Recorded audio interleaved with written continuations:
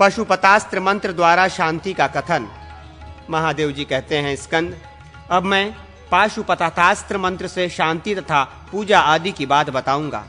शांति और जप आदि पूर्व अध्याय में कहे अनुसार कर्तव्य हैं। इस मंत्र के आंशिक पाठ या जप से पूर्वकृत पुण्य का नाश होता है, किंतु फलंत संपूर्ण मंत्र का जप आपत्ति आदि का निवारण करने वाला है।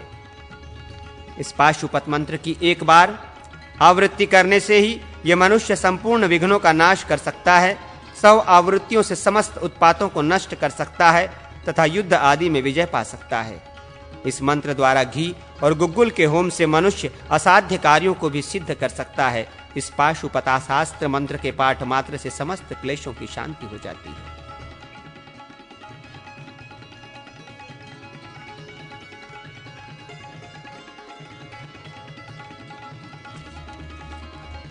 गंगा मंत्र, शिव मंत्र राज, चंडक पालिनी मंत्र, क्षेत्रफाल बीज मंत्र, सिद्ध विद्या, महामृत्युंजय, मृत संजीवनी, ईशानादि मंत्र तथा इनके 6 अंग एवं अघोरास्त्र का कथन।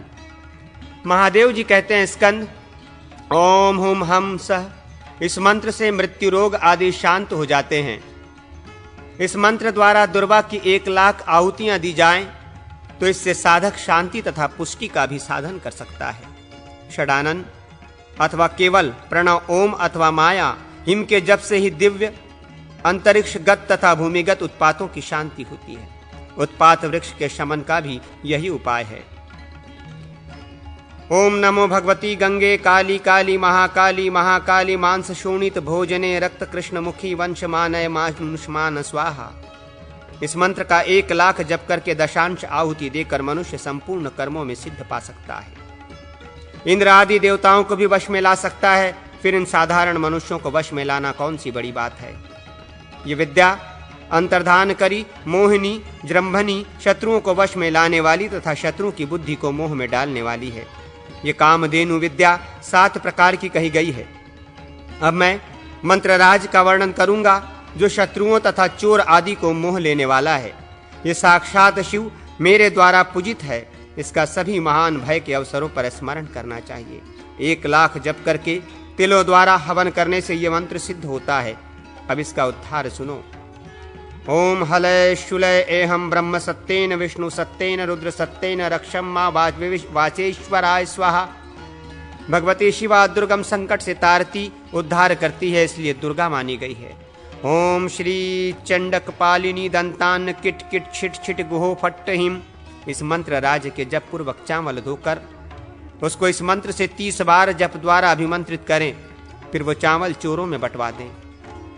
उस चावल को दांतों से चबाने पर उनके श्वेत दंत गिर जाते हैं तथा वे मनुष्य चोरी के पाप से मुक्त एवं शुद्ध हो जाते हैं।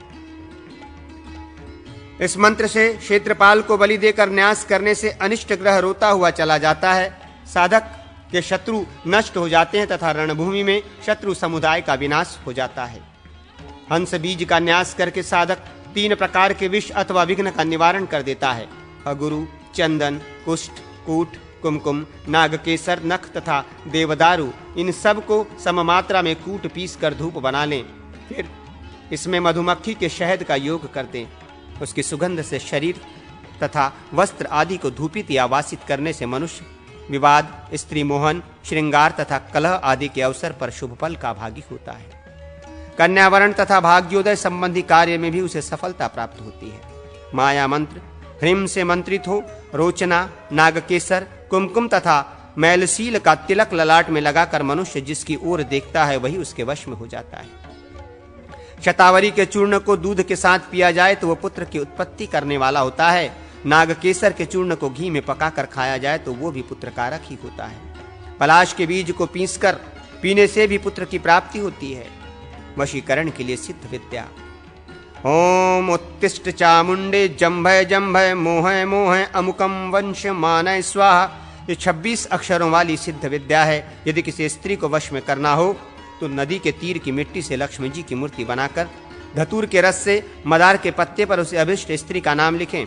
इसके बाद मूत्रोत्सर्ग करने के पश्चात शुद्ध हो उक्त मंत्र का जप करें। यह प्रयोग अभिष्ट स्त्री को अवश्य वश में ला सकता है। महामृत्युंजय ओम जू सह वषट ये महामृत्युंजय मंत्र है जो जप तथा होम से पुष्टिकारक होता है। मृत संजीवनी।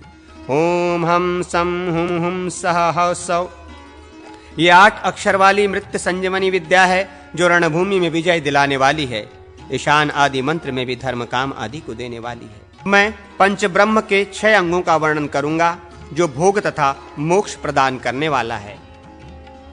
नमः परमात्मने पराय कामदाय परमेश्वराय योगाय योग संभवाय सर्वकराय कुरु कुरु सद्य सद्य भव भव भद्वोद्भव वामदेव सर्व कार्य कर पाप प्रमशन सदाशिव प्रसन्न नमोस्तुते स्वाहा। ये 77 अक्षरों का हृदय मंत्र है जो संपूर्ण मनोरथों को देने वाला है। कोष्टक में दिए गए अक्षरों को छोड़कर गिनने पर 77 अक्षर होते हैं। इस मंत्र को पढ़कर हृदयाय नमः बोलकर हृदय का स्पर्श करना चाहिए। ओम शिव शिवाय नमः ये शिरो मंत्र है, अर्थात इसे पढ़कर शिर से स्वाहा बोलकर दाहिने हाथ से सिर का स्पर्श करना चाहिए। ओम शिव हृदय ज्वालिनी स्वाहा शिखाय वषट बोलकर शिखा का स्पर्श करें।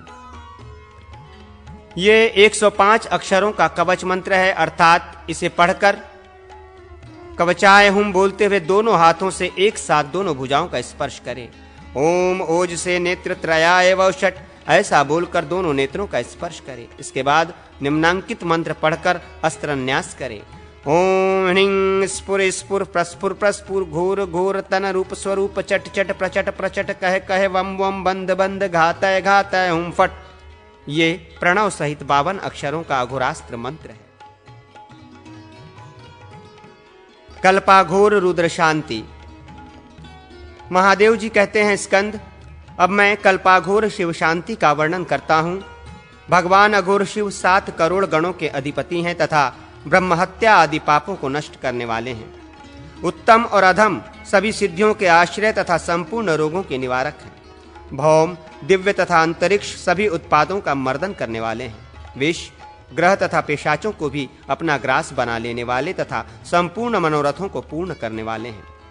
पाप समूह को पीड़ा देकर दूर भगाने के लिए वे उस प्रबल प्रायश्चित के प्रतीक हैं जो दुर्भाग्य तथा दुख का विनाशक है। एक वीर का सर्वांग में न्यास करके सदा पंचमुख शिव का ध्यान करें। विभिन्न कर्मों में उनके विभिन्न शुक्ल कृष्ण आदि वर्णों का ध्यान किया जाता है। यथा शांति तथा पुष्टि कर्म में भगवान शिव का वर्ण शुक्ल है, ऐसा चिंतन करें।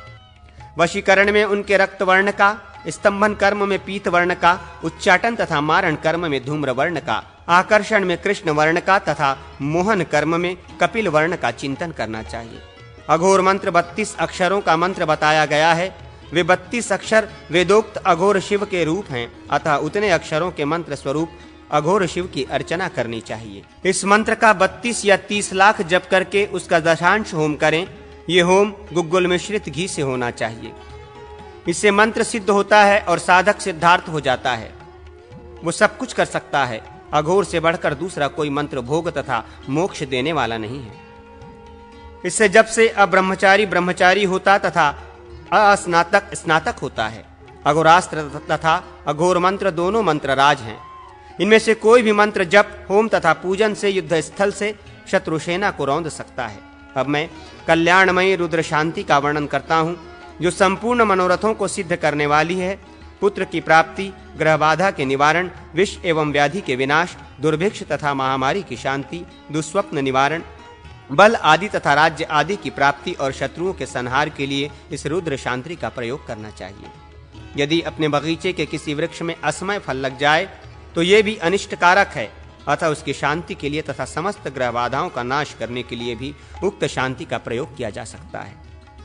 पूजन कर्म में मंत्र के अंत में नमः बोलना चाहिए तथा हवन कर्म में स्वाहा, आप्यायन तृप्ति में मंत्रांत में वषट का पद का प्रयोग करें और पुष्टि कर्म में वषट पद का मंत्र में जो 2 जगह च का प्रयोग है वहां आवश्यकता के अनुसार नमः स्वाहा आदि जाति का योग करना चाहिए। रुद्र शांति मंत्र। ओम रुद्राय चते वृषभाय नमोस्तु नमो विक्त्वाय संभवाय पुरुषवाय च पूज्वाय शनाय पौरुषवाय पंच पंचोत्तरे विश्वरूपाय करालाय विकृत रूपाय विकृत रूपाय। उत्तरवर्ती कमल दल में नियति तत्व की स्थिति है। जल वरुण की दिशा पश्चिम कमल दल में काल तत्व है और नैऋत्य कोणवर्ती दल में माया तत्व अवस्थित है। उन सब में देवताओं की पूजा होती है। एक पिंगलाय, श्वेत पिंगलाय, कृष्ण पिंगलाय नमः, मधु पिंगलाय नमः, मधु पिंगलाय, इन सब की पूजा नियति तत्व में होती है। अनंताय, ताद्राय, शुष्काय, पणोगनाय नमः, इनकी पूजा काल तत्व में करें। करालाय, विकरालाय नमः, इन दोनों की पूजा माया तत्व में करें। सहस्र शीर्षाय, सहस्र वक्त्राय, सहस्र करचरणाय, सहस्र लिंगाय नमः, इनकी अर्चना विद्या तत्व में करें। वो इंद्र से दक्षिण दिशा के दल में स्थित है। वही 6 पदों से युक्त षड्विध रुद्र का पूजन करें, यथा एक जटाय, द्विजटाय, त्रिजटाय, स्वाहाकाराय, स्वाधाकाराय, वषटकाराय, षट रुद्रकाराय, स्कंद। अग्निकोणवर्ती दल में ईशा तत्व की स्थिति है, उसमें क्रमशः भूपते, भूष पशुपते, उमापते, कालाधिपते नमः बोलकर भूपति आदि की पूजा करें। पूर्ववर्ती दल सदाशिव तत्व में 6 पूजनियों की स्थिति है, जिनका निम्नांकित मंत्र से नामोल्लेख किया है, यथा उमाए कुरुपिधारणी, ओम कुरु कुरु रुहणी रुहणी, रुद्रोसी देवानाम देवदेव, विशाख विशाख, हन हन दह दह, पच पच, मत मत, तुरु तुरु, अरु अरु अरु अरु मुरु, रुद्र शांति मनुस्मर, कृष्ण पिंगल, अकाल पिशाचाधिपति, विद्वेशराय नमः। कमल की कर्णिका में शिव तत्व की स्थिति है, उसमें भगवान उमा महेश्वर पूजनीय हैं। मंत्र इस प्रकार है। ओम व्योम वापिने, ओम विरूपाय, सर्वव्यापिने, शिवानंताय, नाथानि श्रित्राय शिवाय। प्रणव को अलग गिनने पर इस मंत्र में कुल 9 पद हैं। शिव तत्व में व्योम व्यापी नाम वाले शिव के 9 पदों का पूजन करना चाहिए। तदनंतर योग पीठ पर विराजमान शिव का 9 पदों से युक्त नाम बोलकर पूजन करें। मंत्र इस प्रकार है। शाश्वताय, योग पीठ संस्थिताय, नित्य योगिने, ध्यानाहाराय नमः।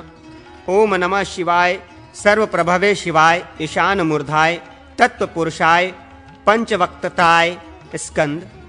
तत्पश्चात सद नामक पूर्वदल में 9 पदों से युक्त शिव का पूजन करें। अघोर हृदयाय, वामदेव गृहाय, सदोजात मूर्तये, ओम नमो नमः। गृहाति गृहाय, ग्रोपन निधनाय, सर्वयोग धृकताय, ज्योति स्वरूपाय। अग्निकोणवर्ती ईश्वर तत्व में तथा दक्षिण दिशावर्ती विद्या तत्व में परमेश्वराय, अचेतनाचेतन व्योमन व्यापिने रूपिणी, प्रथमेश तेजस तेजस्व। इस मंत्र से परमेश्वर शिव की अर्चना करें। नैऋत्य कोणवर्ती माया तत्व तथा पश्चिम दिग्वर्ती काल तत्व में निम्नांकित मंत्र द्वारा पूजन करें। वायु कोण तथा उत्तरवर्ती दलों में स्थित नियति एवं पुरुष, इन दोनों तत्वों में निम्नांकित 9 की पूजा करें। ईशानवर्ती प्राकृत तत्व में शब्द से लेकर नमः तक का मंत्र पढ़कर पूजन, जप और होम करें। ये रुद्र शांति, ग्रह बाधा, रोग आदि तथा त्रिविध पीड़ा का शमन करने वाली तथा संपूर्ण मनोरथों की साधिका है।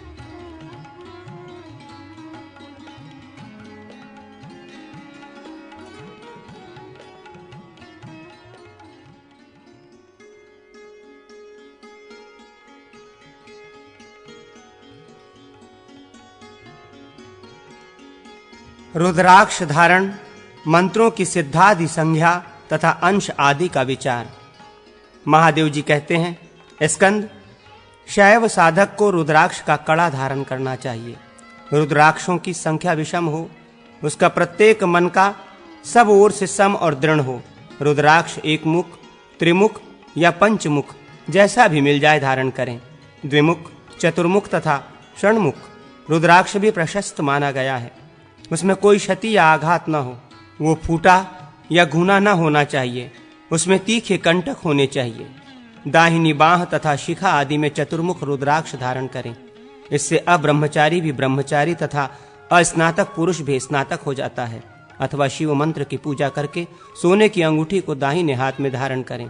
शिव, शिखा, ज्योति तथा सवित्र ये 4 गोचर हैं। गोचर का अर्थ कुल समझना चाहिए, उसी से दीक्षित पुरुष को लक्ष्य करना चाहिए। शिव कुल में प्राजापत्य, महिपाल, कापोत तथा ग्रंथिक ये 4 गिने जाते हैं। कुटिल, वेताल, पद्म और हंस ये 4 शिखाकुल में परिगणित होते हैं। धृतराष्ट्र, वक, काक और गोपाल ये 4 ज्योति नामक कुल में समझे जाते हैं। कुटिका, साठर, गुटिका तथा दंडी ये 4 सावित्री कुल में गिने जाते हैं। इस प्रकार एक एक कुल के 4-4 भेद हैं। अब मैं सिद्ध आदि अंशों की व्याख्या करता हूं, जिससे मंत्र उत्तम सिद्धि को देने वाला होता है। पृथ्वी पर कुटयंत्र रहित मात्र का अक्षर लिखें। मंत्राक्षरों को विलग विलग करके अनुस्वार को पृथक ले जाएं। साधक का भी जो नाम हो उसके अक्षरों को अलग अलग करें। मंत्र के आदि और अंत में साधक के नामाक्षर जोड़ें। फिर सिद्ध, साध्य, सुसिद्ध तथा अरि इस संज्ञा के अनुसार अक्षरों को क्रमशः गिनें। मंत्र के आदि तथा अंत में सिद्ध हो तो वो 100% सिद्धिदायक होता है। यदि आदि तथा अंत में दोनों में सिद्ध अक्षर हो तो उस मंत्र की तत्काल सिद्धि होती है। यदि आदि और अंत में भी सुप्रसिद्ध हो तो उस मंत्र को सिद्धवत मान लें। वो मंत्र अनायास ही सिद्ध हो गया ऐसा समझ लें। यदि आदि और अंत दोनों में अरि हो तो उस मंत्र को दूर से ही त्याग दें। सिद्ध और सुप्रसिद्ध एकार्थक हैं। अरि और साध्य भी एक से ही हैं। यदि मंत्र के आदि और अंत अक्षर में भी मंत्र सिद्ध हों और बीच में सहस्रों रिपु अक्षर हों तो भी वे दोषकारक नहीं होते हैं। माया बीज, प्रसाद बीज और प्रणव के योग से विख्यात मंत्र में अंशक होते हैं। वे क्रमशः ब्रह्मा, विष्णु तथा रुद्र के अंश हैं। ब्रह्मा का अंश ब्रह्म विद्या कहलाता है। विष्णु का अंश वैष्णव कहा गया है। रुद्राक्ष का मंत्र वीर कहलाता है। इंद्राशक का मंत्र ईश्वर प्रिय होता है। नागांश मंत्र नागों की भांति स्तब्ध नेत्र वाला माना गया है। यक्ष के अंश का मंत्र भूषण प्रिय होता है। गंधर्वों के अंश का मंत्र अत्यंत गीत आदि चाहता है। भीमांश, राक्षांश तथा दैत्यांश मंत्र युद्ध कराने वाला होता है। विद्याधरों के अंश का मंत्र अभिमानी होता है। पिशाचांश मंत्र मलाक्रांत होता है। मंत्र का पूर्णतः निरीक्षण करके उपदेश देना चाहिए।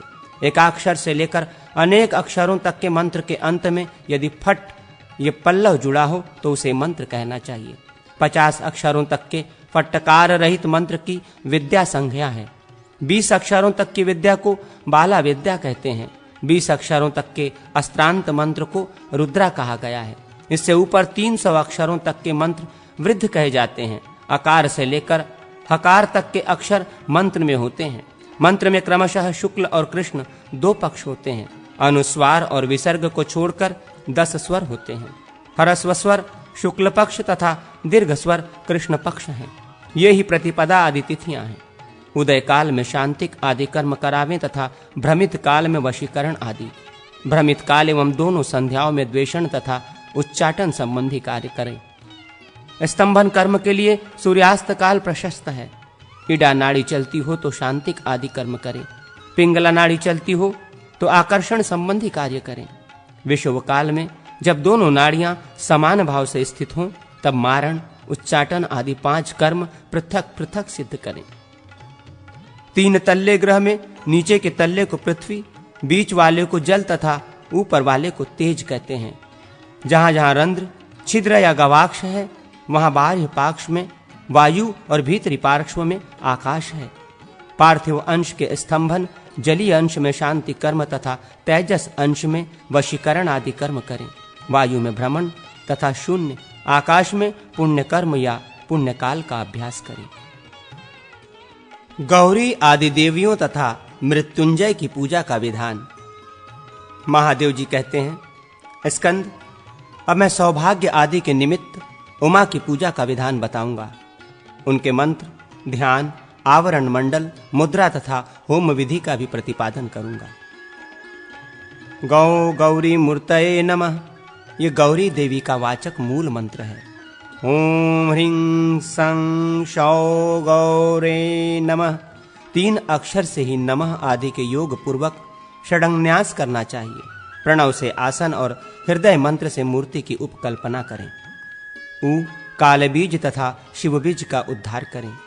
दीर्घ स्वर से आक्रांत प्राण याई इत्यादि से जाति युक्त षडंगन्यास करें। प्रणव से आसन तथा हृदय मंत्र से मूर्तिन्यास करें। ये मैंने यामल मंत्र कहा है। अब एक वीर का वर्णन करता हूं। सृष्टिन्यास से युक्त व्यापकन्यास अग्नि, माया तथा कृशानु द्वारा करें। शिव शक्तिमय बीज हृदय आदि से वर्जित है।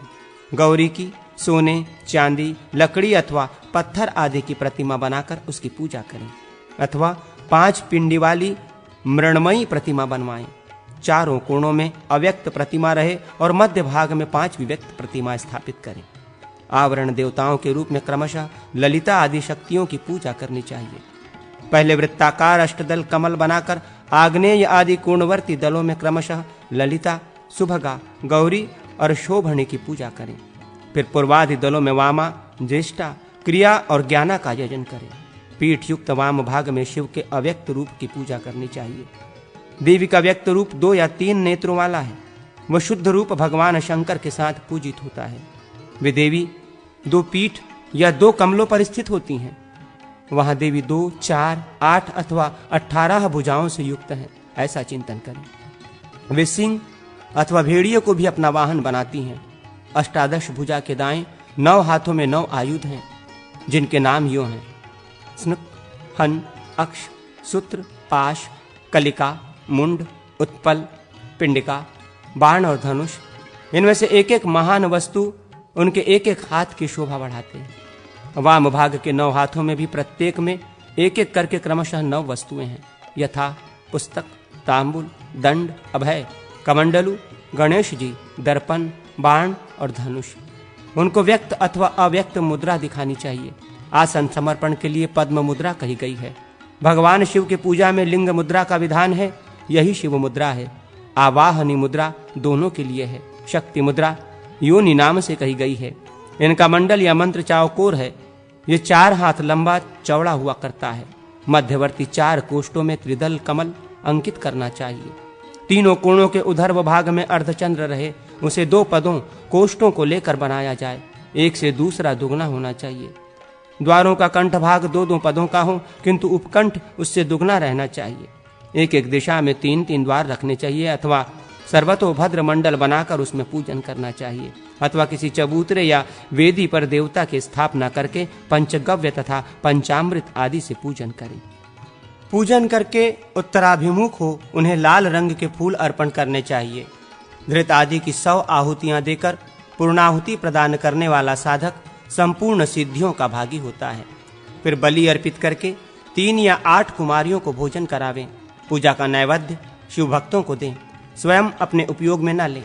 इस प्रकार अनुष्ठान करके कन्या चाहने वाले को कन्या और पुत्रहीन को पुत्र की प्राप्ति होती है। दुर्भाग्य वाली स्त्री सौभाग्यशालिनी होती है। राजा को युद्ध में विजय तथा राज्य की प्राप्ति होती है। 8 लाख जप करने से वाक् सिद्धि प्राप्त होती है तथा देवगण वश में हो जाते हैं। इष्ट देव को निवेदन किए बिना भोजन न करें। बाएं हाथ से भी अर्चना कर सकते हैं। विशेषतः अष्टमी, चतुर्दशी तथा तृतीया को ऐसा करने की विधि है। अब मैं मृत्युंजय की पूजा का वर्णन करूंगा। कलश में उनकी पूजा करें। हवन में प्रणव मृत्युंजय की मूर्ति है और ओम जूं सह इस प्रकार मूल मंत्र है। ओम जू सह वौषट ऐसा कहकर अर्चनीय देवता मृत्युंजय को कुंभ मुद्रा दिखावें। इस मंत्र का 10,000 बार जप करें तथा खीर, दुर्वा, धृत, अमृता, गुडुचि, पुनर्नवा, गदह पूर्णा, पायस, पयः पक्क पस्तु और पुराडोष का हवन करें। भगवान मृत्युंजय के 4 मुख और 4 भुजाएं हैं। वे अपने 2 हाथों में कलश और 2 हाथों में वरद एवं अभय मुद्रा धारण करते हैं। कुंभ मुद्रा से उन्हें स्नान कराना चाहिए। इससे आरोग्य, ऐश्वर्य तथा दीर्घायु की प्राप्ति होती है। इस मंत्र से अभिमंत्रित औषध शुभकारक होता है। भगवान मृत्युंजय ध्यान किए जाने पर दुर्मृत्यु को दूर करने वाले हैं, इसलिए उनकी सदा माला, अनेकानेक मंत्र, लिंग पूजा तथा देवालय की महत्ता का विचार। भगवान महेश्वर कहते हैं, कार्तिकेय, व्रतेश्वर और सत्य आदि देवताओं का पूजन करके उनको व्रत का समर्पण करना चाहिए। अरिष्ट शांति के लिए अरष्टिमूल की माला उत्तम है।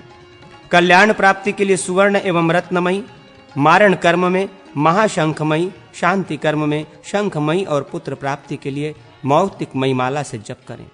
स्फटिक मणि की माला कोश संपत्ति देने वाली और रुद्राक्ष की माला मुक्तिदायिनी है। उसमें आंवले के बराबर रुद्राक्ष उत्तम माना गया है।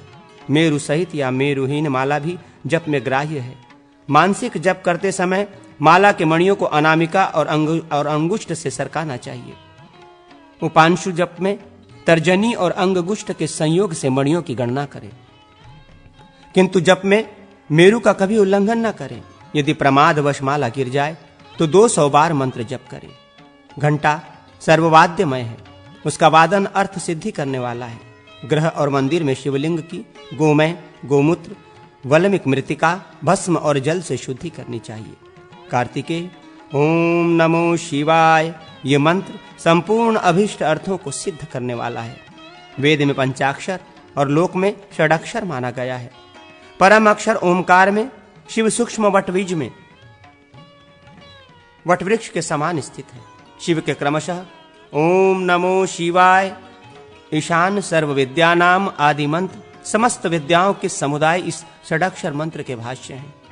ओम नमो शिवाय ये मंत्र ही परम पद है। इसी मंत्र से शिवलिंग का पूजन करना चाहिए, क्योंकि धर्म, अर्थ, काम एवं मोक्ष प्रदान करने वाले भगवान शिव संपूर्ण लोकों पर अनुग्रह करने के लिए लिंग में प्रतिष्ठित है। जो मनुष्य शिवलिंग का पूजन नहीं करता है वो धर्म की प्राप्ति से वंचित रह जाता है। लिंग पूजन से भोग और मोक्ष दोनों की प्राप्ति होती है। इसलिए जीवन पर्यंत शिवलिंग का पूजन करें। भले ही प्राण चले जाएं, किंतु उसका पूजन किए बिना भोजन न करें।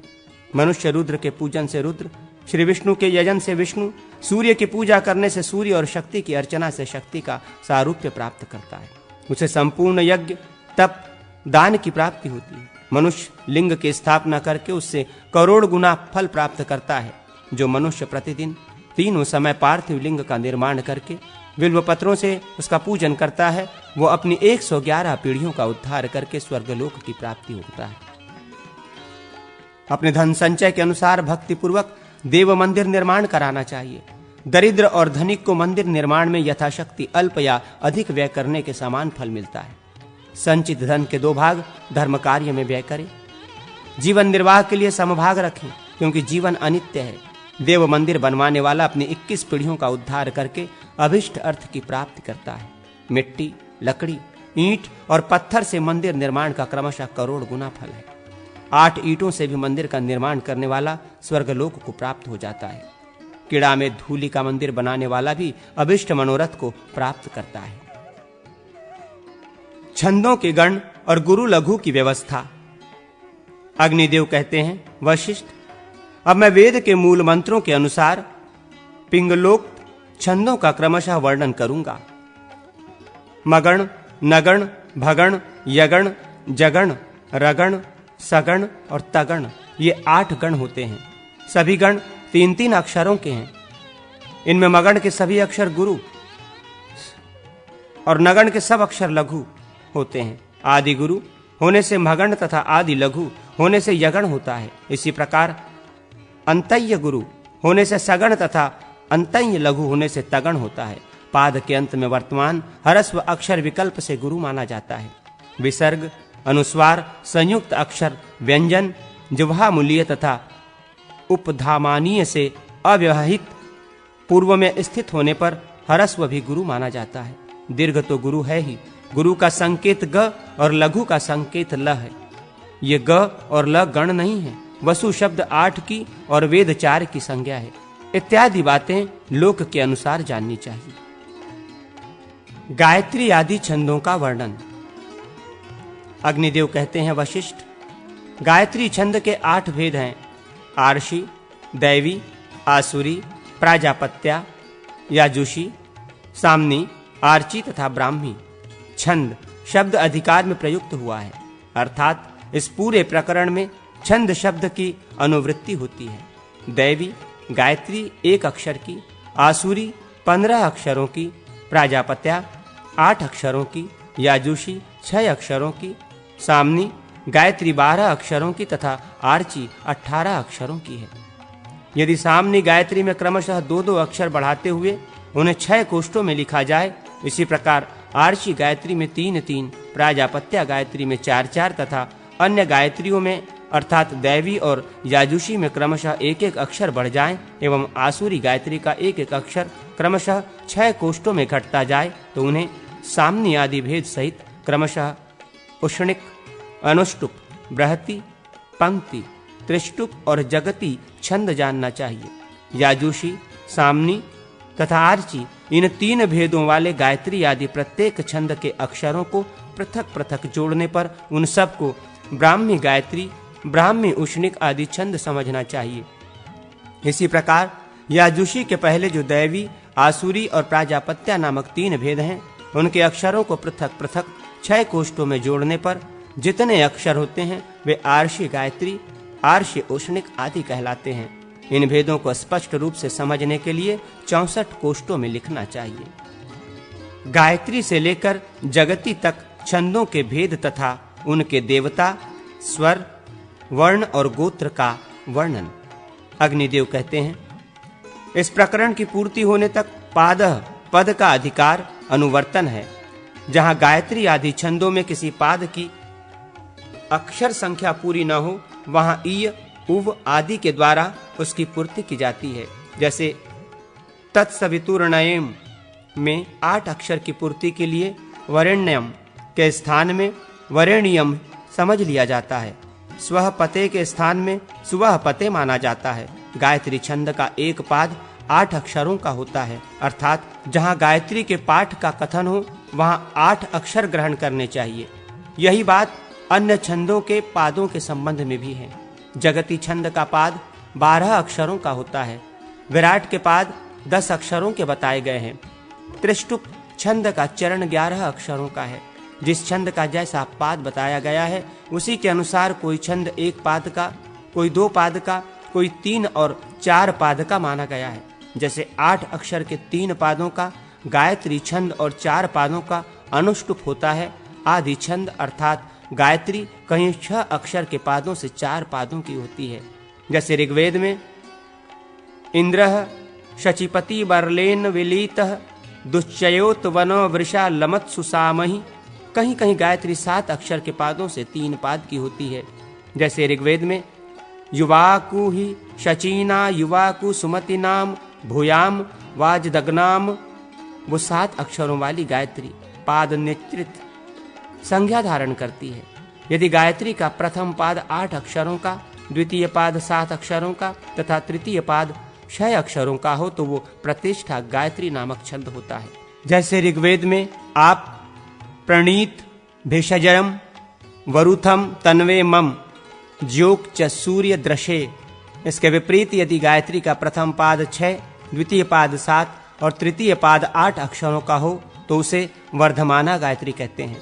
यदि 3 पादों वाली गायत्री का प्रथम पाद 6, द्वितीय पाद 8 और तीसरा पाद 7 अक्षरों का हो तो उसका नाम अतिपाद निश्चित होता है। यदि 2 चरण 9-9 अक्षरों के हों और तीसरा चरण 6 अक्षरों का हो तो वो नागी नाम की गायत्री होता है। जैसे ऋग्वेद में अग्ने तमद्याक्ष्वम न स्तोमय क्रतुम न भद्रम हृदय स्पर्शम रिद्धयामम ओहम, यदि प्रथम चरण 6 अक्षरों का और द्वितीय तृतीय 9-9 अक्षरों के हों तो वाराही गायत्री नामक छंद होता है। जैसे सामवेद में अग्ने मृड महा अस्यय या देववयुम जनम येथ बहिर्हासदम, अब तीसरे अर्थात विराट नामक भेद को बतलाते हैं।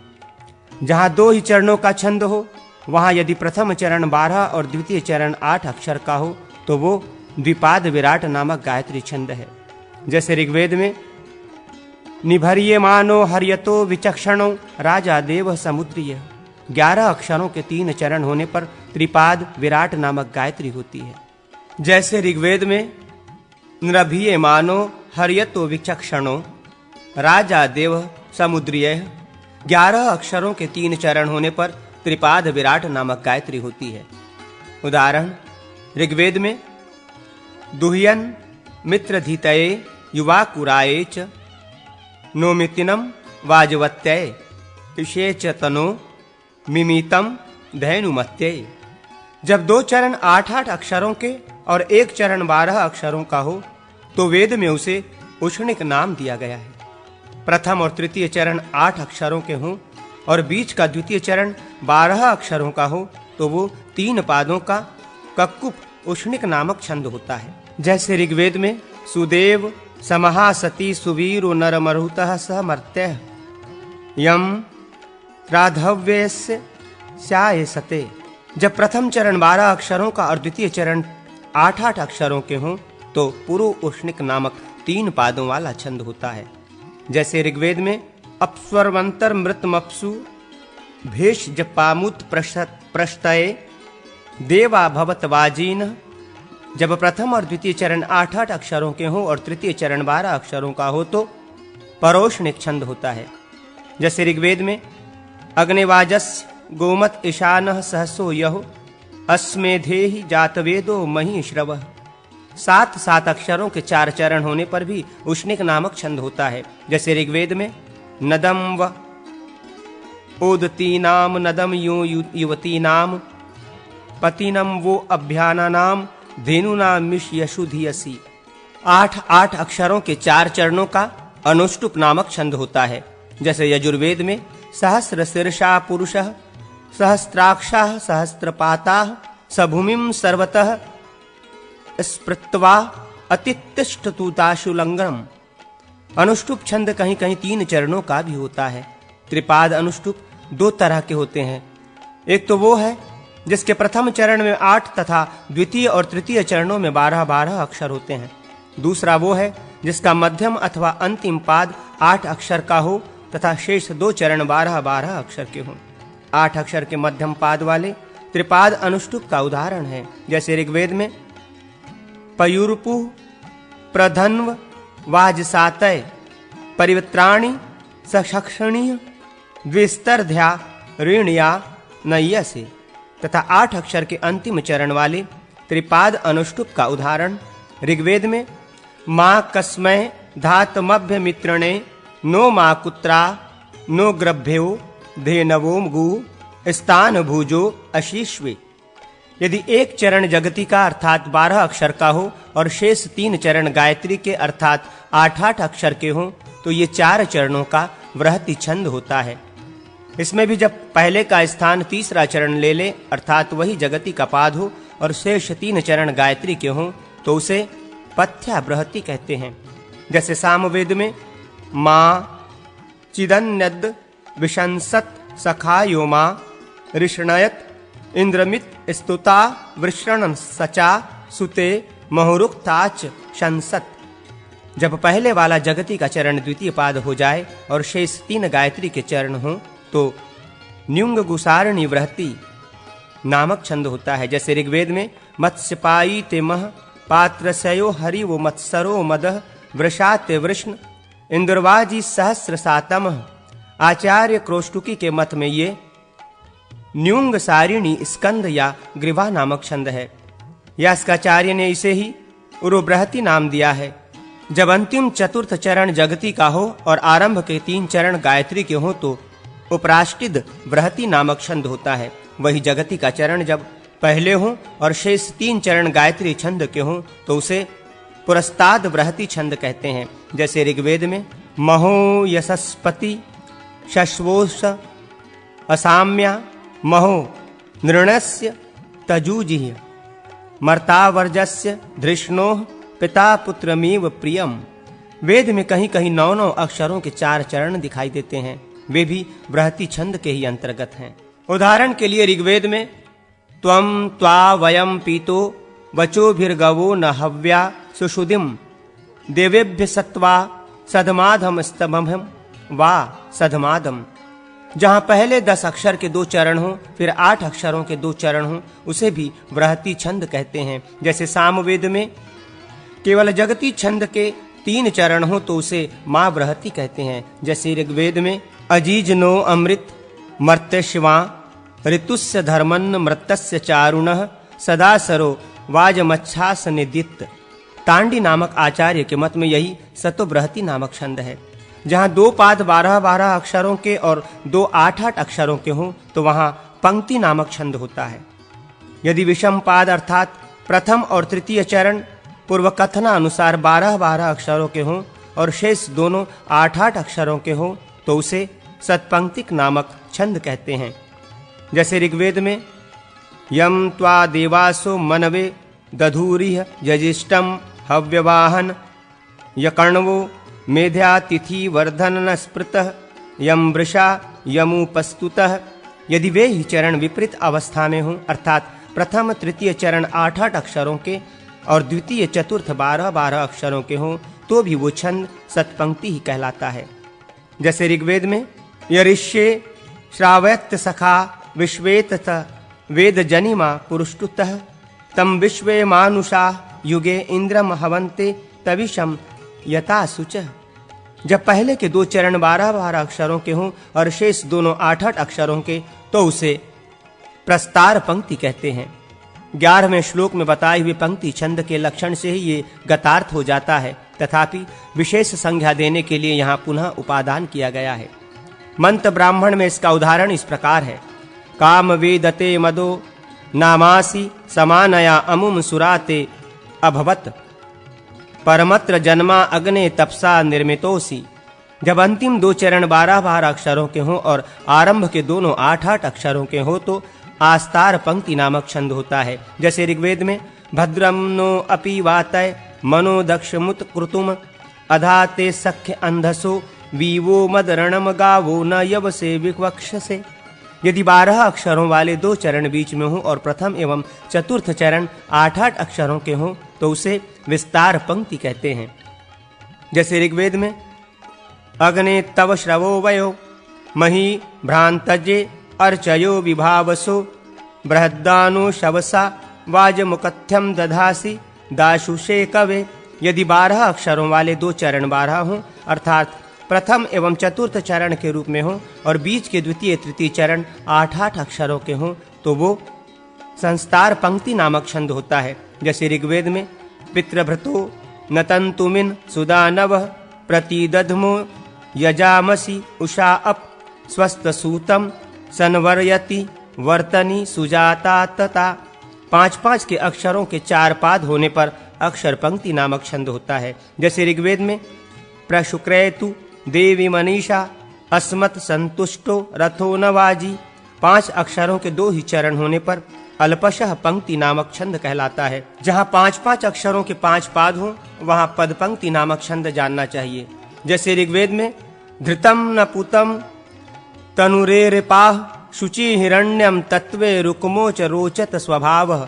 जब पहला चरण 4 अक्षरों का, दूसरा 6 अक्षरों का तथा शेष 3 पाद 5-5 अक्षरों के हों तो भी पद पंक्ति छंद ही होता है। 8-8 अक्षरों के 5 पादों का पथ्या पंक्ति नामक छंद कहा गया है। 8-8 अक्षरों के 6 चरण होने पर जगति पंक्ति नामक छंद होता है। त्रिष्टुप अर्थात 11 अक्षरों का 1 पाद हो और 8-8 अक्षरों के 4 पाद हों तो 5 पादों का त्रिष्टुब्य ज्योतिष्मी नामक छंद होता है। इसी प्रकार जब एक चरण जगति का अर्थात 12 अक्षरों का हो और 4 चरण गायत्री के 8-8 अक्षरों के हों तो उस छंद का नाम जगति ज्योतिष्मति होता है। यदि पहला ही चरण 11 अक्षरों का हो और शेष 4 चरण 8-8 अक्षरों के हों तो पुरस्ता ज्योति नामक त्रिष्टुप छंद होता है। और यदि पहला ही चरण 12 अक्षरों का तथा शेष 4 चरण 8-8 के हों तो पुरस्ता ज्योति नामक जगति छंद होता है। जब मध्यम चरण 11 अक्षरों का और आगे पीछे के 2-2 चरण 8-8 के हों तो मध्य ज्योति नामक त्रिष्टुप छंद होता है। इसी प्रकार जब मध्यम चरण 12 का तथा आदि अंत के 2-2 चरण 8-8 के हों तो मध्य ज्योति नामक जगति छंद होता है। जब आरंभ के 4 चरण 8-8 अक्षरों के हों तथा अंतिम चरण 11 अक्षरों का हो तो उसे उपरिष्टा ज्योतिष नामक त्रिष्टुप छंद कहते हैं। इसी प्रकार जब आदि के 4 चरण पूर्ववत 8-8 के हों और अंतिम पाद 12 अक्षरों का हो तो उसका नाम उपरिष्टा ज्योति जगति छंद होता है। गायत्री आदि सभी छंदों के एक पाद में यदि 5 अक्षर हों तथा अन्य पादों में पहले के अनुसार नियत अक्षर ही हों तो उस छंद का नाम शंकुमति होता है। जैसे प्रथम पाद 5 अक्षर का और 3 चरण 6 अक्षरों का होने पर उसे शंकुमति गायत्री कह सकते हैं। जब एक चरण 6 अक्षरों का हो और अन्य चरणों में पहले बताए अनुसार नियत अक्षर ही हो तो उसका नाम ककुदमती होगा।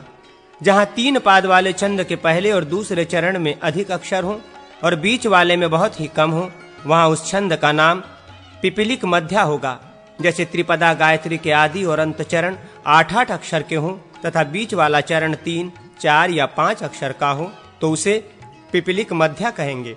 इसके विपरीत जब आदि और अंत वाले पादों के अक्षर कम हो और बीच वाला पाद अधिक अक्षरों का हो तो उस त्रिपाद गायत्री आदि छंद को यवस मध्या कहते हैं।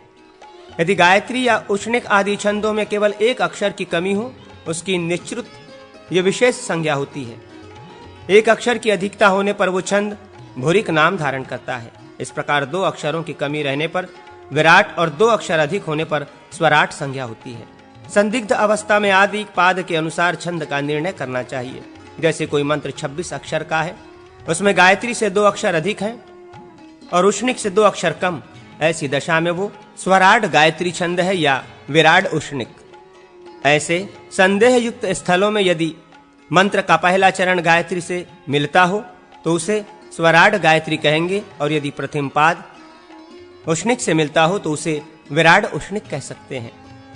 इसी तरह अन्यत्र भी समझना चाहिए। इसी प्रकार देवता, स्वर, वर्ण तथा गोत्र आदि के द्वारा संदिग्ध स्थल में छंद का निर्णय हो सकता है। गायत्री आदि छंदों के देवता क्रमशः इस प्रकार हैं: अग्नि, सूर्य, चंद्रमा, बृहस्पति, मित्रा, वरुण, इंद्र तथा विश्वदेव। उक्त छंदों के स्वर हैं षडज आदि। उनके नाम क्रमशः ये हैं: षडज, ऋषभ, गांधार, मध्यम, पंचम, धैवत और निषाद, श्वेत, सारंग, पिशंग, कृष्ण, नील, लोहित, लाल तथा गौर। ये क्रमशः गायत्री आदि छंदों के वर्ण हैं। कृति नाम वाले छंदों का वर्ण गोरोचन के समान है और अतिच्छदों का वर्ण श्यामल है। अग्निवेश, काश्यप, गौतम, अंगिरा, भार्गव, कौशिक तथा वशिष्ठ, ये क्रमशः उक्त 7 छंदों के गोत्र बताए गए हैं। आदि छंद, गण छंद और मात्रा छंदों का निरूपण अग्निदेव कहते हैं: वशिष्ठ जी, 104 अक्षरों का उत्कृति छंद होता है, जैसे यजुर्वेद में होता, यक्ष, दक्षिणौ, छागस्य इत्यादि। उत्कृति छंद में 4-4 घटाते जाएं तो क्रमशः निम्नांकित छंद होते हैं: 100 अक्षरों की अभिकृति, 96 अक्षरों की संस्कृति, 92 अक्षरों की विकृति, 88 अक्षरों की आकृति, 84 अक्षरों की प्रकृति, 80 अक्षरों की कृति, 76 अक्षरों की अधिकृति, 72 अक्षरों की धृति, 68 अक्षरों की अत्यष्टिति, 64 अक्षरों की अष्टि, 60 अक्षरों की अतिशक्करी, 56 अक्षरों की शक्करी, 52 अक्षरों की अतिजगती तथा 48 अक्षरों की जगती होती है। यहाँ तक केवल वैदिक छंद हैं। यहाँ से आगे लौकिक छंद का अधिकार है। गायत्री से लेकर त्रिष्टुप तक जो आर्ष छंद वैदिक छंदों में गिनाए गए हैं वे लौकिक छंद भी हैं। उनके नाम इस प्रकार है: त्रिष्टुप, पंक्ति, वृहति, अनुष्टुप, उष्णिक और गायत्री। गायत्री छंद से क्रमशः एक एक अक्षर की कमी होने पर सुप्रतिष्ठा, प्रतिष्ठा, मध्या, अतिक्त्यातुक तथा आदि नामक छंद होते हैं। छंद के चौथाई भाग को पाद या चरण कहते हैं। छंद 3 प्रकार के हैं: गण छंद, मात्रा छंद और अक्षर छंद। पहले गण छंद दिखलाया जाता है। 4 लघु अक्षरों की गण संख्या होती है। आर्या के लक्षणों की सिद्धि ही इस संख्या का प्रयोजन है। ये गण 5 हैं: कहीं आदि गुरु, कहीं मध्य गुरु, कहीं अंत्य गुरु, कहीं सर्व गुरु और कहीं चारों अक्षर लघु होते हैं। एक गुरु 2 लघु अक्षरों के बराबर होता है। अतः जहाँ सब लघु हैं वहाँ 4 अक्षर तथा जहाँ सब गुरु हैं वहाँ 2 अक्षर दिखाई गए हैं। अब आर्या का लक्षण बताया जाता है। 7.5 गणों की अर्थात 30 मात्राओं या 30 लघु अक्षरों की आदि आर्या होती है। आर्या में गुरु वर्ण की 2 मात्रा या 2 लघु मानकर गिनना चाहिए। आर्या छंद के विषय गणों में जगण का प्रयोग नहीं होता, किंतु छठा गण अवश्य जगण होना चाहिए, अथवा वो नगण और लघु यानी सब का सब लघु भी हो सकता है। जब छठा गण सब का सब लघु हो तो उस गण के द्वितीय अक्षर से सुबंत या तिडंत लक्षण पद संख्या की प्रवृत्ति होती है। यदि छठा गण मध्य गुरु अथवा सर्व लघु हो और 7वां गण भी सर्व लघु ही हो तो 7वें गण के प्रथम अक्षर से पद संज्ञा की प्रवृत्ति होती है। इसी प्रकार जब आर्या के उत्तरार्ध भाग में 5वां गण सर्व लघु हो तो उसके प्रथम अक्षर से ही पद का आरंभ होता है। आर्या के उत्तरार्ध भाग में छठा गण एकमात्र लघु अक्षर का होता है। जिस आर्या के पूर्वार्ध और उत्तरार्ध में 3-3 गणों के बाद पहले पाद का विराम होता है उसे पथ्या माना गया है।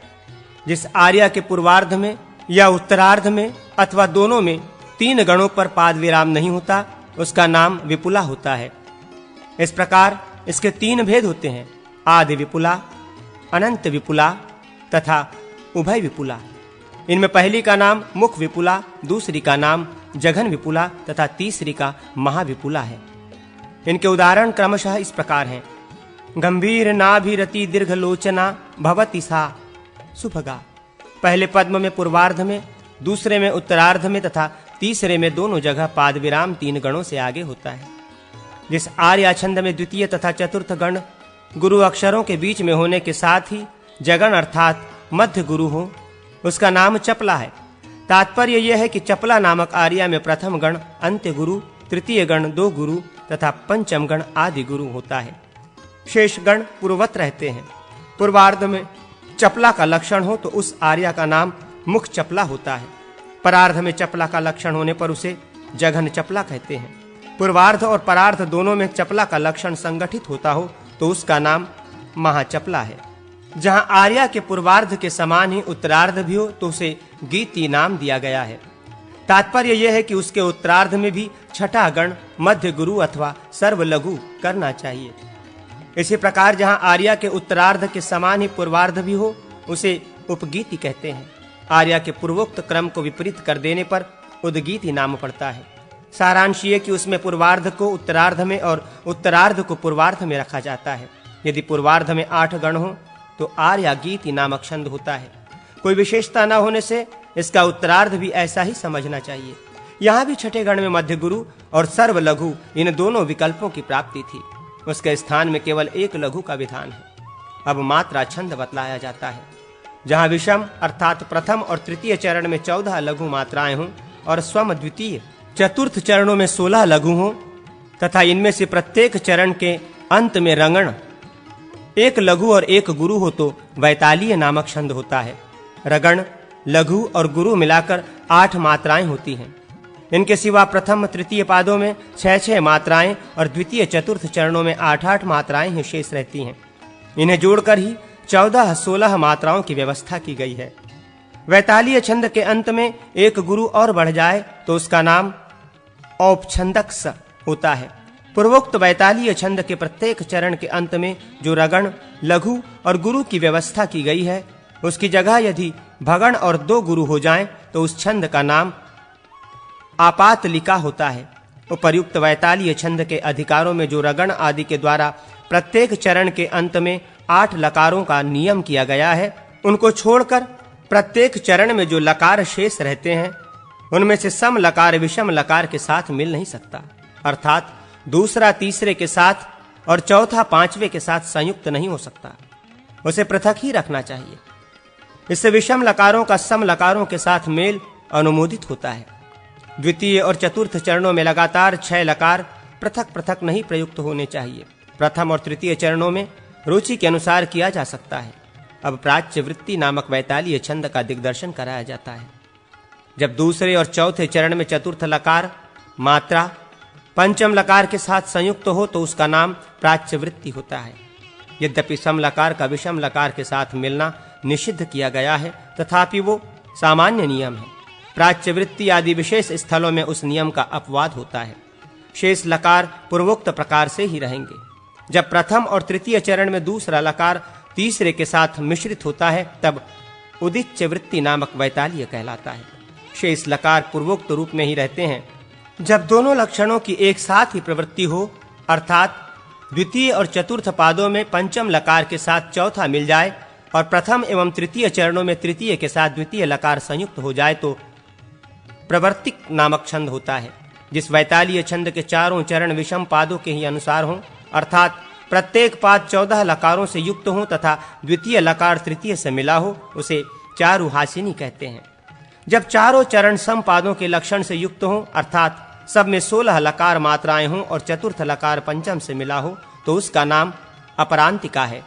जिसके प्रत्येक पाद में 16 लकार हों किंतु पाद के अंतिम अक्षर गुरु ही हों तो उसे मात्र समक नामक छंद कहा गया है। साथ ही इस छंद में नवम लकार किसी से मिला नहीं रहता। जिस मात्रा समक के ही चरण में 12वां लकार अपने स्वरूप में ही स्थित रहता है, किसी से मिलता नहीं, उसका नाम वानवासिका है। जिसके चारों चरणों में 5वां और 8वां लकार लघु रूप में ही स्थित रहता है, उसका नाम विश्लोक है। जहां नवा भी लघु हो वो चित्रा नामक छंद कहलाता है। जहां नवा लकार 10वें के साथ मिलकर गुरु हो गया हो वहां उपचित्रा नामक छंद होता है। मात्रा समक, विश्लोक, वानवासिका, चित्रा तथा उपचित्रा इन पांचों में जिस किसी की भी छंद के एक एक पाद को लेकर जब 4 चरणों का छंद बनाया जाए तब उसे पादाकुवक कहते हैं। जिसके प्रत्येक चरण में 16 लघु स्वरूप से ही स्थित हों, किसी से मिलकर गुरु न हो गए हों, उस छंद का नाम गित्यार्या है।